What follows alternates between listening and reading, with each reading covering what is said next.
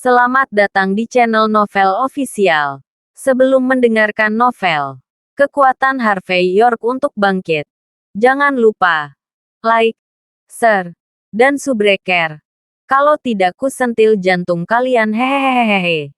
Tanpa lama-lama lagi langsung saja kita masuk di alur cerita novelnya.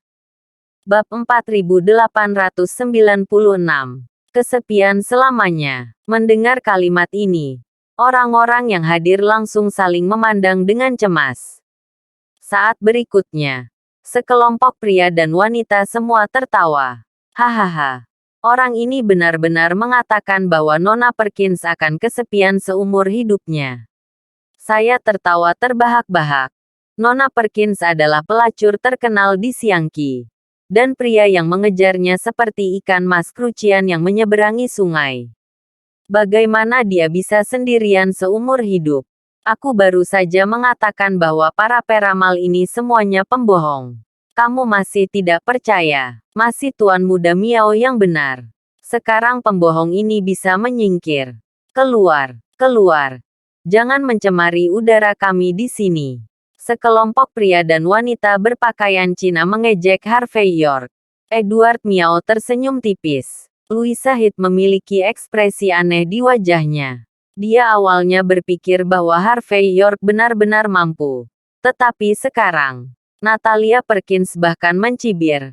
Bajingan. Kamu benar-benar mengutuk wanita tua itu untuk kesepian seumur hidup. Percaya atau tidak, dengan satu panggilan telepon, akan ada ratusan pria yang mengantri untuk membunuhmu. Harvey York sepertinya tidak pernah mendengar tentang pelecehan dan ejekan di sekitarnya. Dia hanya memandang Natalia Perkins dengan setengah tersenyum tetapi ekspresi konyol. Ketika suara-suara di sekitarnya jatuh, Harvey York berkata dengan ringan, "Aku berkata bahwa kamu kesepian seumur hidup. Dan kamu ditakdirkan untuk kesepian seumur hidup. Peramal lain mungkin berbohong kepada Anda selama setengah hidup. Tetapi dengan saya, itu bekerja dalam setengah hari. Apakah kamu tidak ingin mendengar alasannya?" Natalia Perkins mengejek dan hendak membiarkan Harvey York keluar. Pada saat ini, Edward Miao tersenyum. Dia akan membiarkan Harvey York terus dipermalukan. Sehingga kemungkinan dia memenangkan Louisa Heath akan lebih besar. Pada saat ini, Edward Miao melambaikan tangannya dan berkata, "Karena ini adalah pertaruhan, kita harus membiarkan Tuan York menyelesaikan kata-katanya, agar adil. Ayo, Tuan York, datang dan beritahu kami, mengapa Anda mengatakan bahwa Nona Perkins akan sendirian selama sisa hidupnya? Kami harus melihat bagaimana hidup Anda dihitung." Harvey York memandang Natalia Perkins dan berkata dengan ringan, "Jika saya benar, Miss Perkins lahir di kelas menengah dan telah cantik dan bugar sejak dia masih kecil. Orang tuanya melakukan yang terbaik untuk mengirimnya ke sekolah bangsawan dan berbaur dengan lingkaran bangsawan. Setelah memasuki lingkaran bangsawan, Miss Perkins mulai mencari pacar dengan tujuan tertentu. Sayang sekali meskipun dia terlihat cantik dan memiliki banyak pelamar.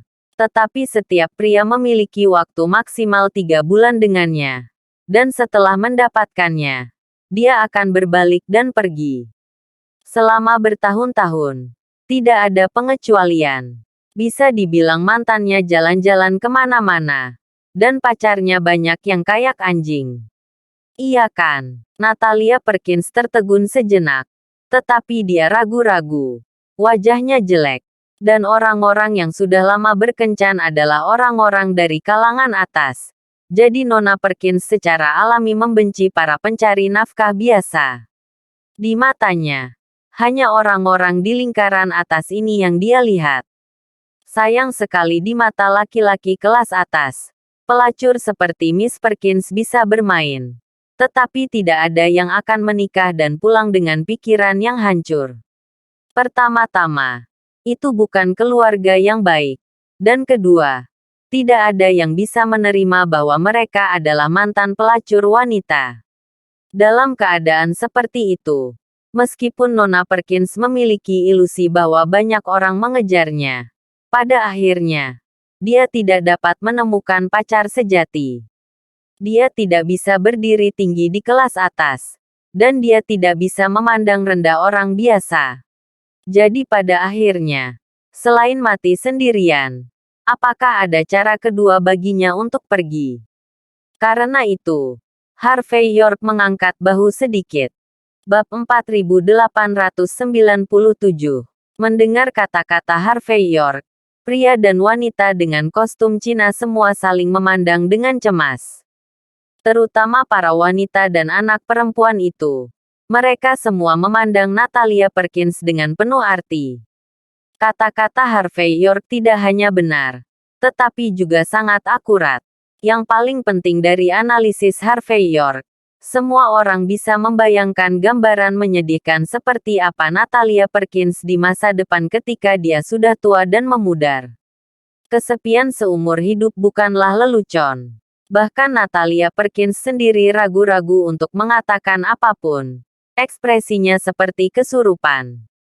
Hanya Edward Miao yang mencibir dan berkata, "Omong kosong. Miss Perkins murni dan bersih. Dia adalah wanita sejati. Dan dia pasti akan dapat menemukan orang yang baik dan menikah dengan keluarga yang baik di masa depan." Jika nama keluarga adalah York, jika Anda tidak tahu meramal, Anda tidak akan tahu meramal. Apa yang terjadi di sini? Saya pikir Anda masih memiliki beberapa keterampilan. Tetapi sekarang tampaknya, Anda lebih baik keluar dari sini. Ketika yang lain melihat Edward Miao berbicara, mereka juga berkata, "Benar, keluar dari sini. Kami tidak menyambutmu di sini." Tepat ketika penonton sedang memarahi Harvey York, dia melihat Natalia Perkins berdiri dengan wus. Dia berjalan di depan Harvey York dengan ekspresi jelek. Menatap Harvey York, matanya tidak tahu. Rumit dan aneh. Edward Miao tertawa kecil dan berkata, "Nona Perkins, karena orang ini berani mengutuk Anda karena kesepian selama sisa hidup Anda, maka Anda memberinya beberapa tamparan. Dan saya akan mendukung Anda. Jika tidak, Anda akan..." Sebelum Edward Miao selesai berbicara, dia melihat Natalia Perkins menggigit bibir tipisnya, dan tiba-tiba berlutut di depan Harvey York dengan pop. "Tuan York, tolong beri saya beberapa saran." Penonton tercengang. Ekspresi Edward Miao membeku. Seperti bebek yang tersangkut di leher. Tidak bisa berkata apa-apa. Harvey York mengabaikan Natalia Perkins, tetapi memegang gelas anggur, memandang Edward Miao dengan acuh tak acuh, dan berkata, "Tuan muda Miao, tampaknya yang harus keluar adalah Anda. Dengan reputasimu sebagai pemburu mayat di Hunan Barat, kamu tidak akan menarik kembali kata-katamu dan menyangkalnya. Juga, Louisa Heath adalah wanitaku. Mulai sekarang, tolong menjauhlah darinya. Mengerti?" Edward Miao berdiri dengan ekspresi jelek di wajahnya. Setelah beberapa saat, dia menunjuk Harvey York, tetapi dia tidak mengatakan apa-apa dan berbalik untuk pergi. Saling memandang dengan cemas. Tidak ada yang bisa membayangkan bahwa hal-hal akan berkembang seperti ini. Banyak orang memandang Harvey York dengan ekspresi lucu. Lagi pula, siapapun yang mengetahui karakter Edward Miao tahu bahwa sejak Harvey York berani memukul wajah Edward Miao hari ini, masalah ini pasti tidak akan berakhir di situ.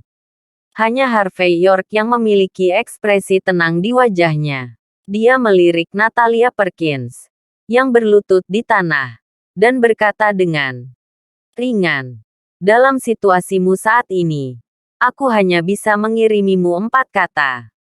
Jangan mengejar uang. Adapun apakah kamu bisa melakukannya atau tidak, terserah kamu untuk mengubah takdirmu." Setelah mengatakan ini, Harvey York berdiri dan berbalik untuk pergi. Selebihnya, biarkan Louisa Heath yang mengurusnya. Jika dia bahkan tidak bisa menyelesaikan masalah ini, maka Louisa Heath tidak layak untuk statusnya sebagai wanita tertua dari keluarga Heath yang tersembunyi.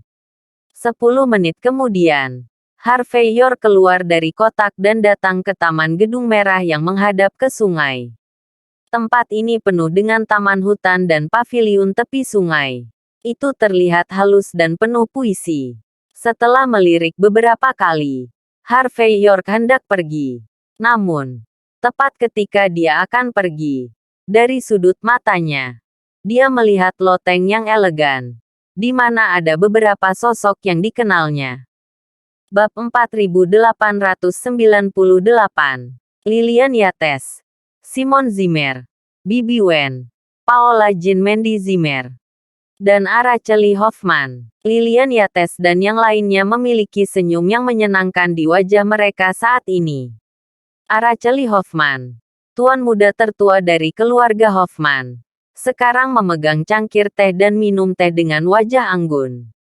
Hanya wajah Mandy Zimmer yang membeku, dan dia tetap diam. Harvey York sedikit mengernyit, penuh keanehan tentang kombinasi seperti itu.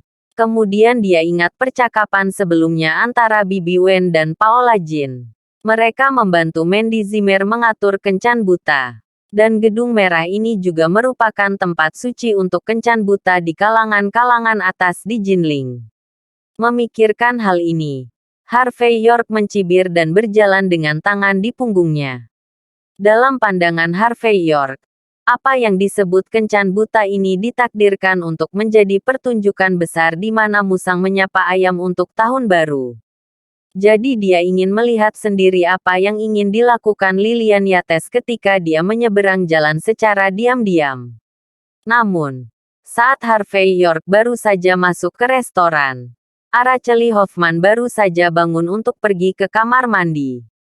Keduanya melewatkannya dengan sempurna. Lilian Yates dengan hormat berdiri dan menyapa Araceli Hoffman. Sebelum dia bisa duduk, dia melihat sosok lain yang dikenalnya di pintu masuk tangga. Pada saat ini, wajah Lilian Yates langsung tenggelam. Bajingan. Bagaimana menantu ini masuk? Bagaimana dia tahu bahwa Mandy ada di sini bersama Tuan Muda Hoffman pada kencan buta? Bagaimana bisa ada orang yang begitu bodoh? Dia tidak mengerti. Bukankah keluarga kita menyambutnya sama sekali? Melihat Harvey York yang muncul, Lilian Yates sedikit terkejut, tapi kemudian menjadi marah untuk beberapa saat.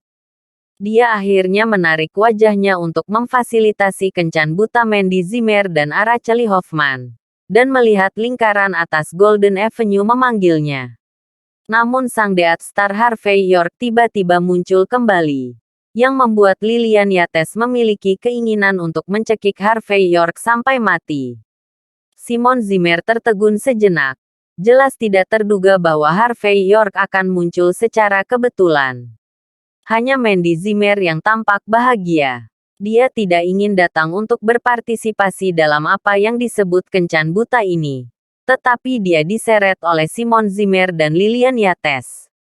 Melihat Harvey York muncul sekarang, dia sepertinya telah melihat penyelamat. Lilian Yates, apa yang kamu lakukan?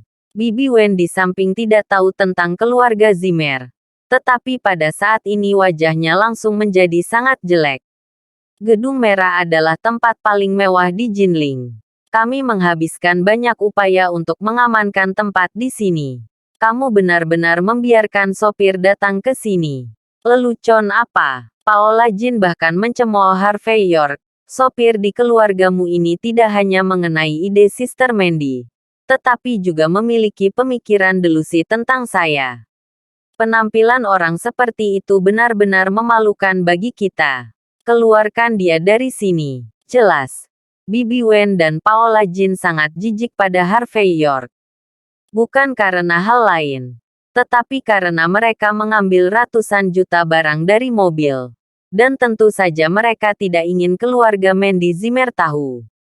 Ide mereka adalah menyapu Harvey York sebagai pengemudi secepat mungkin. Lalu mereka bisa menghasilkan banyak uang dalam diam. Jika tidak, bagaimana jika Mandy Zimmer mengetahuinya dan meminta semua itu kembali? Lilian Yates tidak tahu keluhan antara kedua belah pihak. Tapi dia juga mengerti bahwa jika Harvey York tinggal di sini, Kencan buta hari ini pasti akan hancur. Dia melirik ke arah kamar mandi dengan wajah bersalah. Dan setelah memastikan bahwa Araceli Hoffman tidak akan muncul begitu cepat, dia berdiri, berhenti. Harvey York secara langsung. Dan berkata dengan dingin, Harvey York, apa yang kamu lakukan? Jangan lupa, akhir-akhir ini kamu makan dan tinggal di rumahku. Tapi, kamu dan Mandy sudah lama bercerai. Bab 4899. Sebagai seorang ibu, aku tidak akan pernah berjanji padanya untuk menikah lagi denganmu. Pergi dari sini. Jangan delusi. Saya dapat memberitahu Anda. Putri saya sekarang tinggal di villa besar seperti Teluk Huilongno. 1. Pegar sepertimu tidak layak untuk burung phoenix seperti dia. Omong-omong, Lilian Yates tidak tahu harus berpikir apa. Dia mengeluarkan setumpuk uang kertas dari sakunya dan membantingnya ke Harvey York. Kamu datang hari ini. Bukankah kamu hanya ingin uang? Keluar dari sini dengan uang itu. Aku memberitahumu. Jika kamu tidak keluar, aku akan menamparmu. Karena aku tidak akan membiarkanmu menghalangi pencarian putriku untuk kebahagiaan. Jelas. Untuk kencan buta hari ini. Lilian Yates benar-benar bertekad untuk menang. Dia ingin Harvey York menyingkir bagaimanapun caranya. Araceli Hoffman adalah menantu yang cepat. Dia terlalu puas. Bibi Wen melihat pemandangan di depannya dan mendengarkan percakapan pihak lain. Dan dia dengan cepat bereaksi. Ketika dia bereaksi, wajahnya sulit terlihat ekstrim. Jadi kamu adalah menantu yang legendaris. Apakah kamu tahu berapa banyak yang telah kami lakukan salah karena hubunganmu?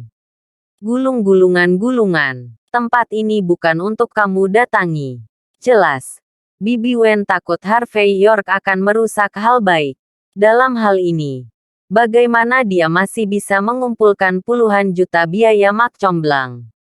Ekspresi Paola Jin juga sangat berubah. Ternyata sampah ini. Biarkan dia keluar dari sini. Ku dengar dia tidak beruntung.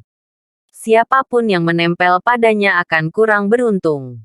Harvey York melirik Lilian Yates dan Bibi Wen dengan ringan. Dan berkata dengan tenang. Ini adalah rumah teh. Aku haus. Datang untuk minum teh. Apakah itu ada hubungannya denganmu? Anjing yang baik masih menghalangi. Tidakkah kamu mengerti? Haus. Minum air. Bibi Wen tampak marah. York, kau berpura-pura menjadi seperti apa? Apakah kamu tahu bahwa ini adalah kedai teh di Gedung Merah? Apakah kamu tahu bahwa meja teh di sini berharga 18.000 yuan? Kamu adalah menantu laki-laki yang datang ke pintu. Dan kamu memenuhi syarat untuk datang ke sini untuk minum teh. Apa yang kamu bercanda? Jelas. Mustahil bagi Lilian Yates untuk memberitahu Bibi Wen tentang Harvey York.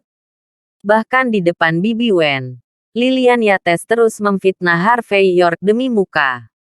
Oleh karena itu, dalam persepsi Bibi Wen dan Paola Jin, Harvey York adalah sampah yang telah memakan makanan lunak selama 3 tahun. Orang seperti itu bahkan mungkin tidak dapat menyentuh $1 pun padanya. Datang ke tempat seperti Rumah Merah untuk minum air. Apa lelucon? Ambil seteguk air. Apakah dia akan mengemis untuk makan selama setahun dan tidak akan mengembalikan nomor biaya itu? Paola Jin juga mengejek Harvey York. Bagaimana bisa seorang pria begitu tak tahu malu datang ke sini dengan hidung dan pipinya untuk makan makanan yang lembut? Dia tidak tahu bagaimana mengejar rasa malu sama sekali. Harvey York terlalu malas untuk memperhatikan kedua tikus. Tetapi duduk santai di meja teh. Dan kemudian melihat daftar teh untuk dirinya sendiri. Melihat Harvey York tidak hanya tidak pergi, tetapi juga duduk. Garis hitam muncul di dahi Lilian Yates. Setelah menggertakkan giginya sejenak, dia akhirnya berbisik.